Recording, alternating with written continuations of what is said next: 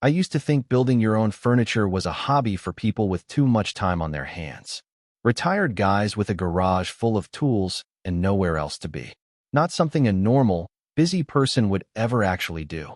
Then I built one single bench, and it changed the way I look at every price tag in every furniture store I've walked into since. It started with an old pallet sitting behind a friend's garage, the kind most people step over without a second look. I pulled it apart on a Saturday afternoon, sanded the boards down, and followed a plan from a library of over 16,000 tested woodworking builds, the same one linked in the description below, to put together a simple outdoor bench.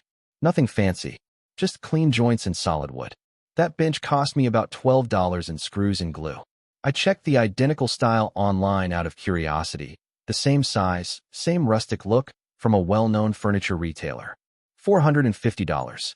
Not because the materials were special pine is pine, but because somebody else's labor, shipping, and a giant markup were baked into that price tag before it ever reached the shelf.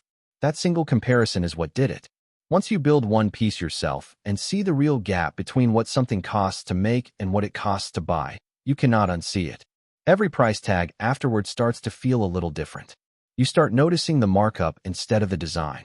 So I kept going. Next was a coffee table, built over one weekend from reclaimed boards I picked up for free behind a construction site. The store version I'd been eyeing for months was tagged at $380. Mine cost about $35, including the stain. Then a set of floating shelves, the kind that normally run $60 to $80 each at a home goods store. I built 4 of them in an afternoon for under $20 total. None of these were complicated builds. That's actually the part that surprised me most. I'm not particularly skilled with tools.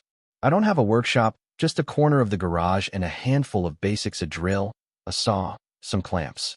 What made the difference every single time wasn't talent. It was following an actual plan instead of guessing measurements as I went, which is exactly where most people give up on their first project and quietly decide this isn't for them. Here's the number that really settled it for me. Over about 4 months, building slowly on weekends, I replaced roughly $2,000 worth of furniture I would have otherwise bought, for a total cost of under $200 in materials. That's not a rounding error. That's a 10 times difference, for furniture that in most cases is actually sturdier than what I would have brought home in a flat box. There's also something else nobody really tells you about buying furniture. Almost none of it is built to last more than a few years anymore. Particle board, thin veneers, joints held together with cam locks instead of real wood connections. You're not just overpaying, you're overpaying for something designed to fall apart right around the time the warranty runs out. Furniture I've built myself, even the very first clumsy pieces, has held up better than store furniture that cost 4 times as much. I'm not saying everyone needs to become a full-time woodworker. I still buy things I genuinely can't build myself. But for anything simple, a bench, a table, shelving, a headboard, building it yourself isn't just cheaper. It's usually better made, and it fits your actual space instead of whatever generic size a warehouse decided to mass produce. That's really why I said what I said. Not because I hate furniture stores. Because once the math is sitting right in front of you, and you've felt how solid a piece you built with your own hands actually is, going back to overpaying for something flimsier stops making sense.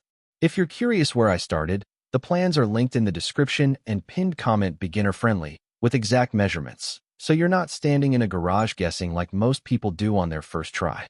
Start with one small piece. That's all it takes to see the difference for yourself.